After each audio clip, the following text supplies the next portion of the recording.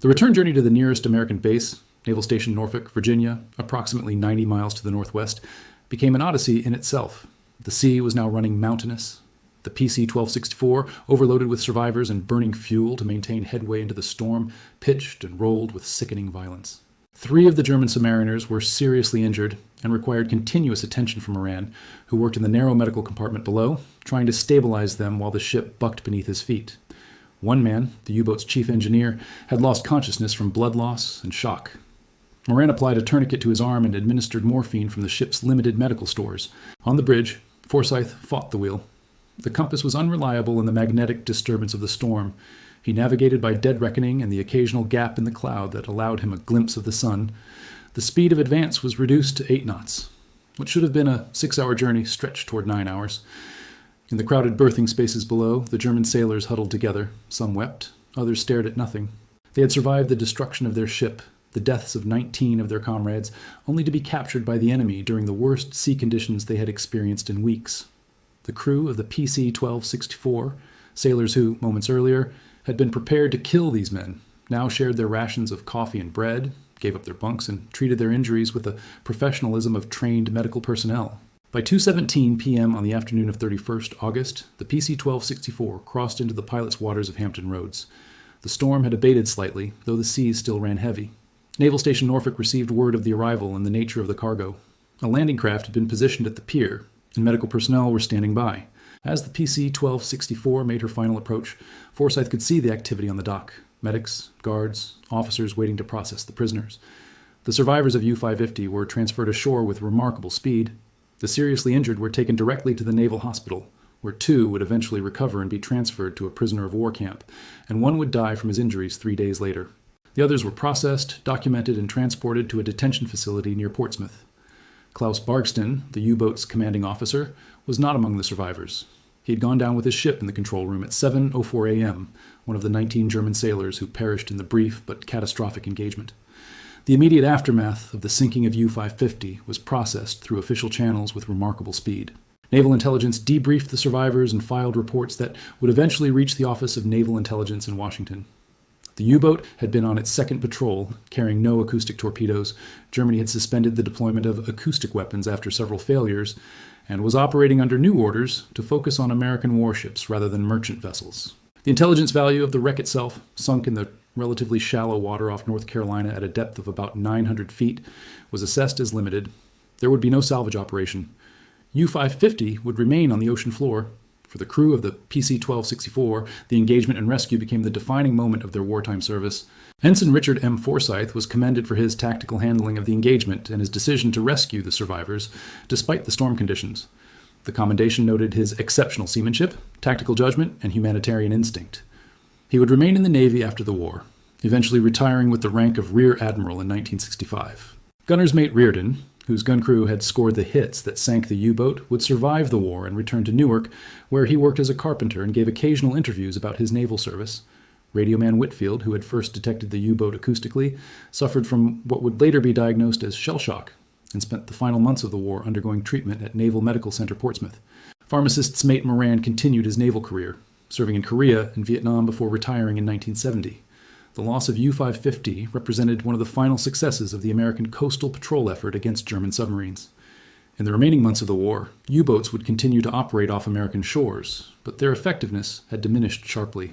The U-550, had she returned safely to Kiel, might have accounted for 1 or 2 American merchant vessels, perhaps adding another 1,000 tons to Germany's tally of sunken shipping. Instead, she rested on the Atlantic floor, her crew scattered across prisoner-of-war camps and naval hospitals. The sinking demonstrated a tactical reality that had become increasingly apparent by late 1944.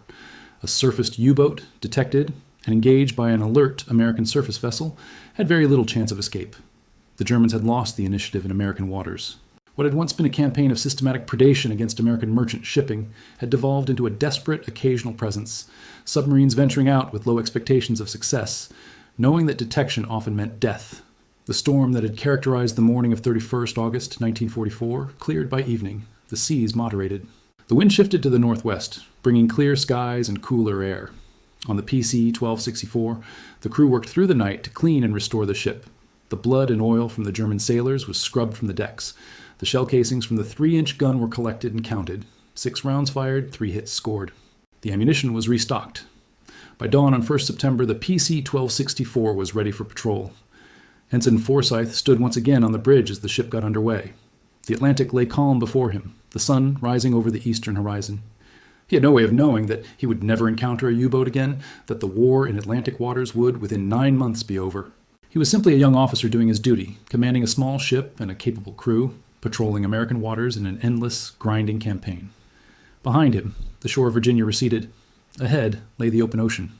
The war continued, though for the men of U-5550, it had ended in the churning gray water off Cape Hatteras, where one small American patrol boat and a crew of 12 had, on a single storm-tossed morning, changed the course of a battle that had raged across the Atlantic for nearly 5 years.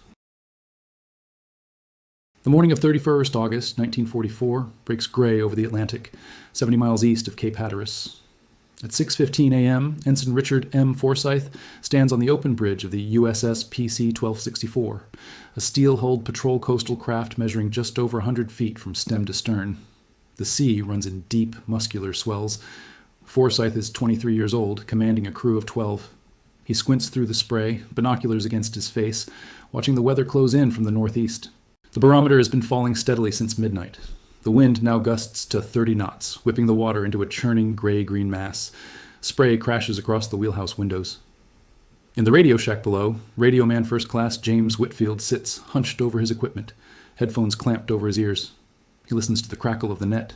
The PC-1264 pitches hard to port, and a loose ammunition box slides across the deck. Someone curses below. Forsyth adjusts course slightly, keeping the bow into the wind. He has orders to patrol this sector, and the storm is not an excuse to turn back. The 5 officers and enlisted men who make up his bridge check their instruments, their eyes fixed on the gray, heaving water. None of them know that in approximately 40 minutes they will sight something that will change the morning entirely. The United States Navy's coastal defense against German U-boats had, by late summer 1944, become a desperate, grinding affair. Germany had lost the Atlantic campaign nearly 2 years earlier, yet submarines continued to operate with ruthless efficiency against American merchant and naval shipping. The Third Reich, facing collapse on both the eastern and western fronts, had committed substantial resources to U-boat construction and development. New types of submarines, smaller and faster, equipped with acoustic torpedoes and high-pressure diesel engines, were being deployed to American waters with grim regularity. From January through June 1944 alone, German submarines had accounted for over 200,000 tons of American and Allied shipping and Western Atlantic operations. The losses had not diminished, they had merely shifted.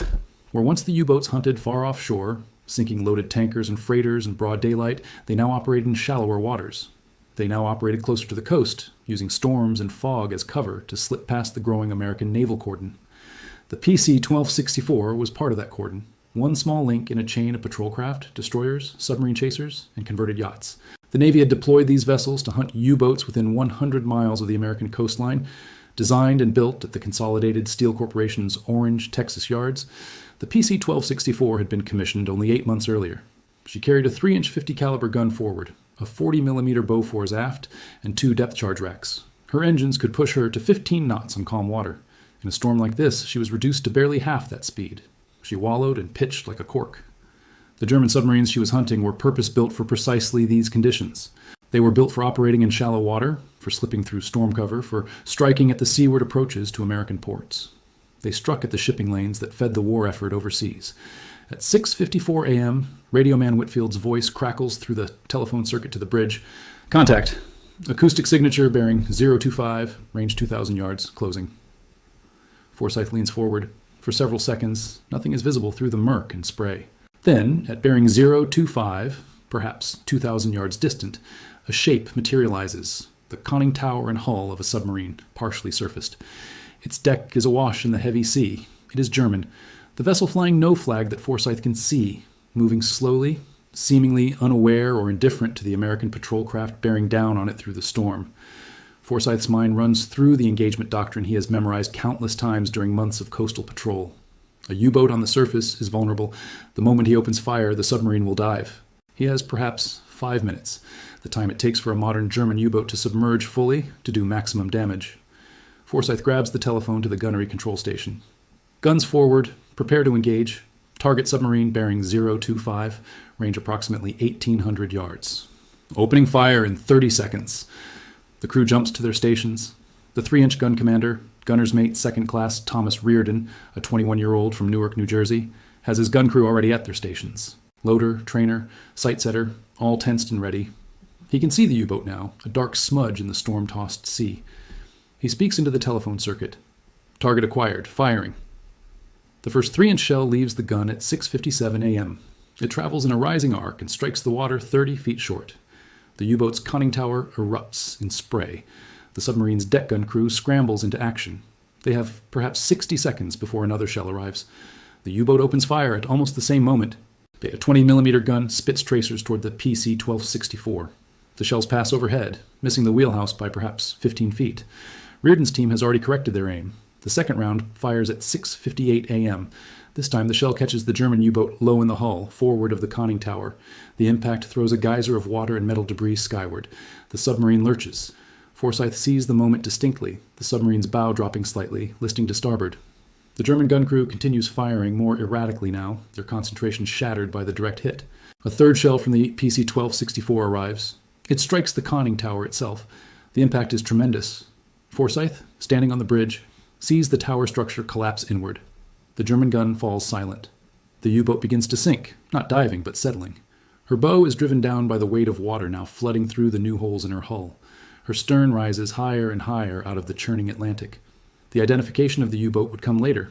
U-550, a Type 7C submarine, commissioned in February 1943. It was commanded by Klaus Bargston, a veteran submarine captain with several merchant vessels to his credit during the early years of the war.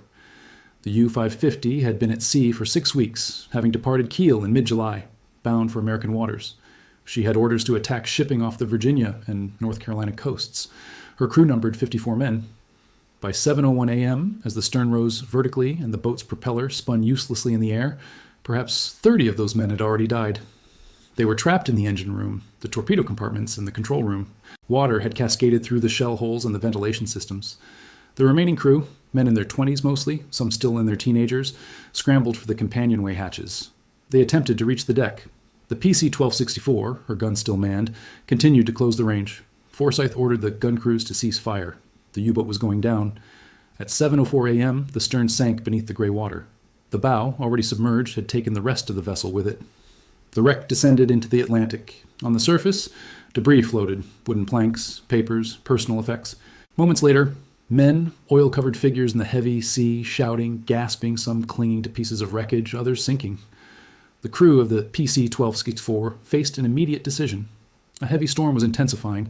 The sea temperature was 72 degrees Fahrenheit, cold enough that hypothermia would claim lives within hours if the men remained in the water. Forsyth ordered the vessel slowed and turned toward the survivors. The job of rescue in rough seas is perilous. Small patrol craft are not designed for rescue operations. But Forsyth's crew worked with the intensity of men who understood they were now conducting a life-or-death operation. Sailors threw lines, man-overboard nets, and anything that would float. They pulled survivors from the sea one by one. Pharmacist's mate, Ralph Moran, the PC-1264's medical officer, was waiting at the railing with blankets and hot coffee. The first survivor, hauled aboard, was barely conscious, his lips blue, his teeth chattering violently. More came up. 8, 10, 15 survivors. Some were injured. One man had a deep laceration on his forearm from shrapnel. Another had burns across his chest from the percussion of the explosion that had torn through the U-boat's interior. The men huddled on the PC-1264's narrow deck, wrapped in whatever cloth the American sailors could provide.